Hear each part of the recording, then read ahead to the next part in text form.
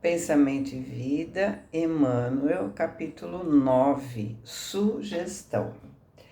Comenta-se o fenômeno da sugestão mental como se fosse privativo de gabinetes magnéticos específicos, mobilizando-se hipnotizadores e hipnotizados como adivinhos. Grasset, o eminente neurologista da escola de Montpellier, chega a classificar as sugestões em duas categorias: as intrahipnóticas, que se efetuam durante o sono provocado, aquela que induz a pessoa a realizar alguma coisa durante o sono provocado, ou seja, quando está em transe, e as pós-hipnóticas, que se realizam além do despertar. Então, aquela em que a pessoa hipnotizada obedece assim que acordar, sem ter consciência do que é. Por exemplo, assim que você acordar, você vai bater palma. E aí a pessoa acorda e bate palma. Em ambos os casos, não é show. A pessoa está condicionada a uma sugestão. Entretanto, a sugestão é acontecimento de toda hora na vida de todos os seres, com base na reflexão mental permanente. Então, devemos entender que estamos condicionados a sugestões o tempo todo. Somos induzidos por sugestões de encarnados e desencarnados. Somos sugestionados por nossos pais, por nossos amigos, pelos livros que nós lemos, pelos filmes que nós assistimos, pelas palestras que nós assistimos, enfim, por tudo. Dela, a magia se apropriou com mais empenho que, significando o governo das forças ocultas, tem sido, antes de tudo, o clima de todas as cerimônias religiosas na Terra. Cerimônias essas em que se conjugam as forças de poderosas mentes encarnadas e desencarnadas, gerando sucessos que impressionam a mente popular, disciplinando os seus impulsos. Então, a hipnose só acontece com a nossa permissão. Aquele que não se entrega ao hipnotizador não é hipnotizado. Ou seja, a hipnose só acontece quando existe confiança. Na vida, aquele que tem remorso ou aquele tipo de pendência acolhe a sugestão do obsessor com muita facilidade. Como exemplo, a gente pode lembrar do Gregório, do livro Libertação. Ele observa quem está mais suscetível para levar para a Inquisição. E aí ele leva uma mulher que facilmente seria subjugada. E quando ela está sendo julgada por assassinatos, abortos, etc., e ele começa a dizer que ela é uma loba, por licantropia, ela vai se transformando numa loba. Portanto, é preciso a entrega. É preciso aceitar a sugestão. Quem não leu o livro Libertação, a gente tem aqui no canal, tá? É muito bonito, é muito positivo, é muito construtivo para a gente.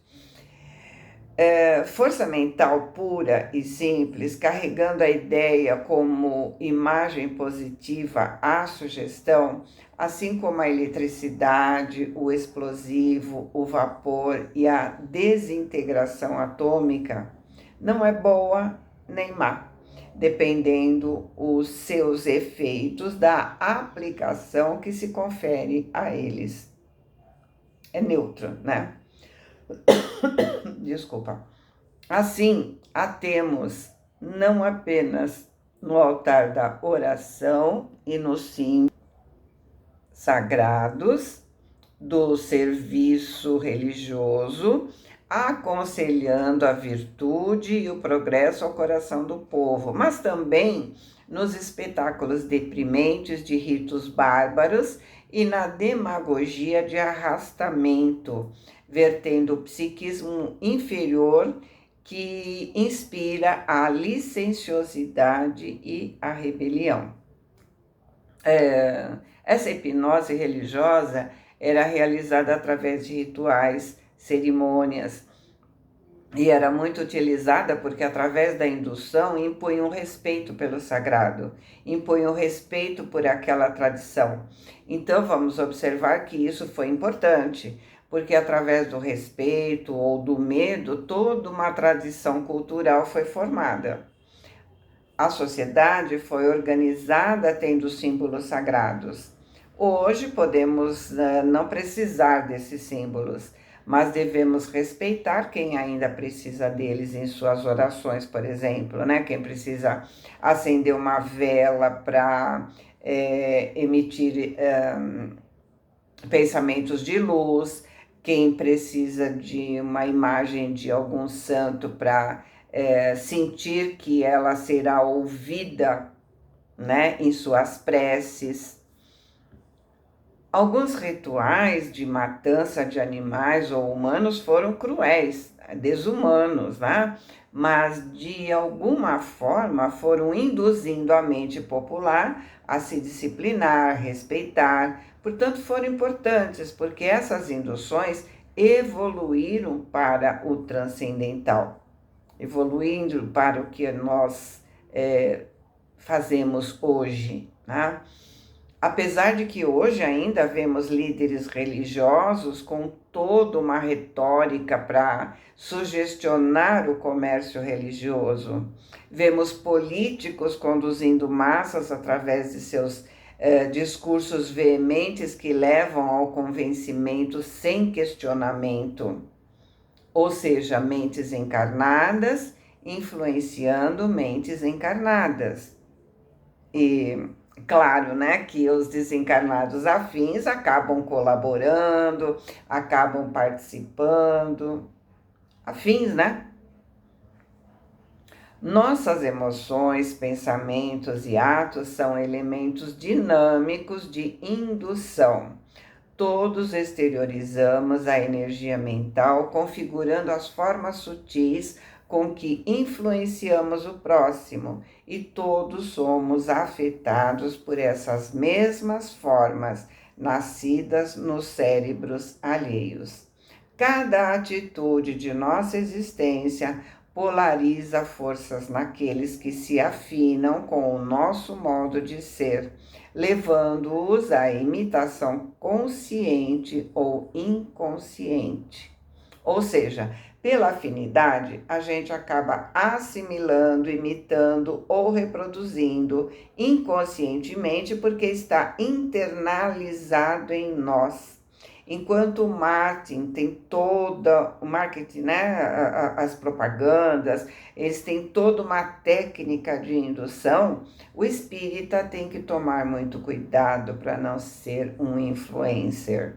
Que, aliás, o influencer também está no auge, né? Tá todo mundo sendo influencer e nós temos que tomar muito cuidado com o que fazemos ou levamos o outro a fazer.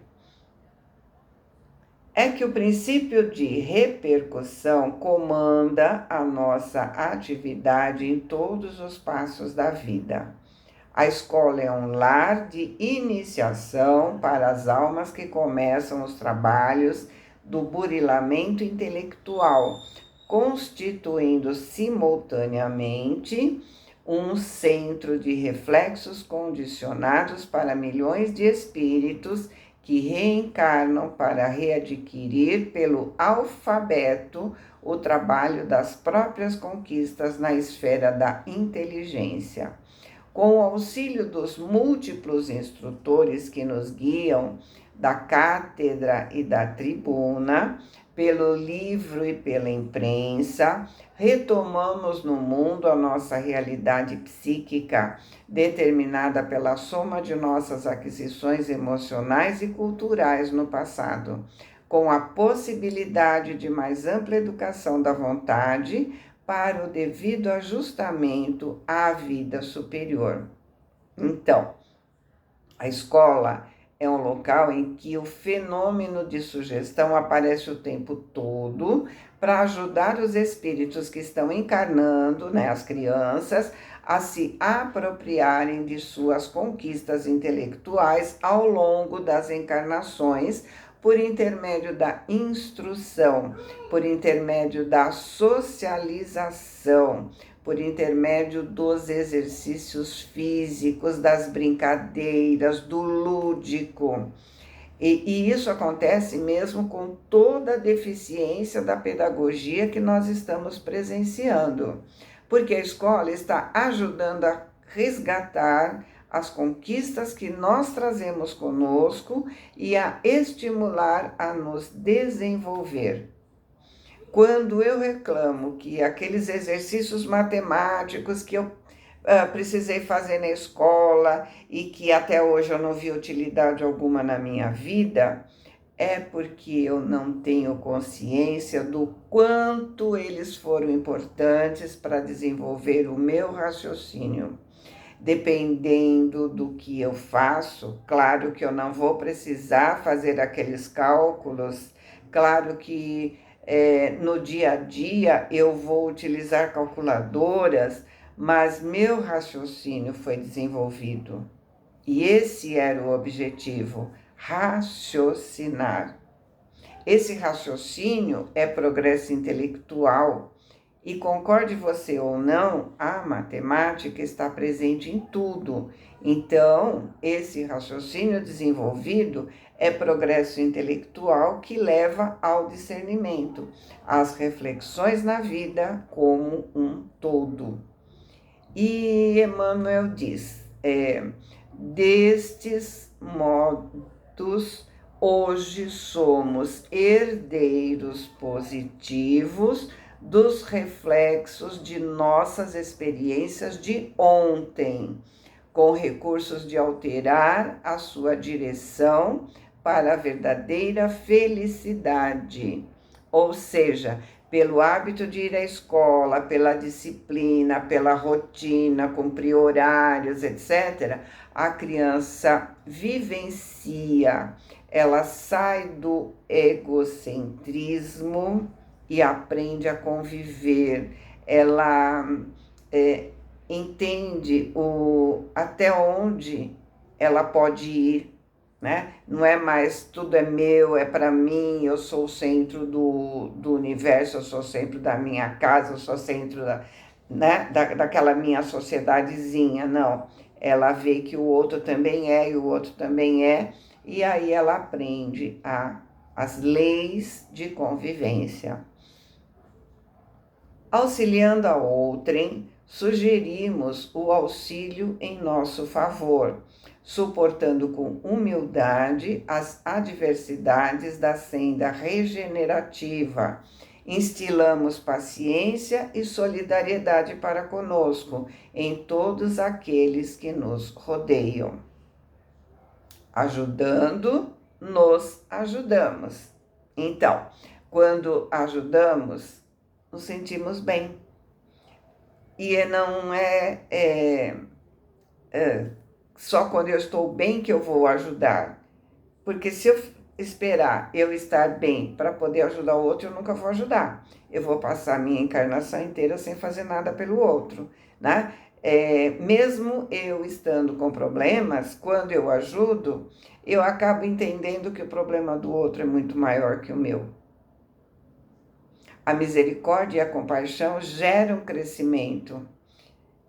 Por exemplo, quando eu exercito a paciência para com o outro, que ele é muito teimoso, ele não aceita, eu acabo desenvolvendo a paciência para os meus problemas, para com os desafios que me aparecem. desservindo, nos desservimos. Por exemplo, pessoas caluniadoras são sempre desconfiadas, porque elas sempre estão esperando que alguém faça o mesmo com elas. Né? Esse reflexo que a gente está falando o capítulo todo, né? O que eu faço para o outro, eu faço para mim, né? E desservindo, nos desservimos também. E isso explica a culpa, porque se eu não consigo perdoar o outro, eu não consigo me perdoar. A crítica é um desserviço. Então, a autocrítica não ajuda, muito pelo contrário, ela nos paralisa. O que nós estamos falando, acho que desde o capítulo anterior, né? Que a gente é espelho, aliás, desde o começo do livro, né? A gente é espelho da gente mesmo, os outros são espelho da gente, e aí a gente é espelho dos outros, espelho da gente. Então, isso, né, explica tudo que Jesus vem falando para a gente há mais de 2000 anos, né? Não fazer para o outro aquilo que a gente não quer para nós, porque se eu faço para o outro, eu faço para mim. Por intermédio da sugestão espontânea, plantamos os reflexos de nossa individualidade, colhendo seus efeitos nas individualidades alheias, como semeamos e obtemos no mundo o cânhamo e o trigo, a cenoura e a batata. Assim, somos responsáveis pela nossa ligação com as forças construtivas do bem ou com as forças perturbadoras do mal. Se toda hipnose é auto-hipnose, então toda a sugestão positiva que eu faço, eu gero uma indução positiva para mim. E toda sugestão negativa que eu faço, eu me induzo negativamente. Somos responsáveis pelo que espalhamos na alma alheia. Colhemos o que plantamos. Boa semana, fiquem com Deus, amo vocês.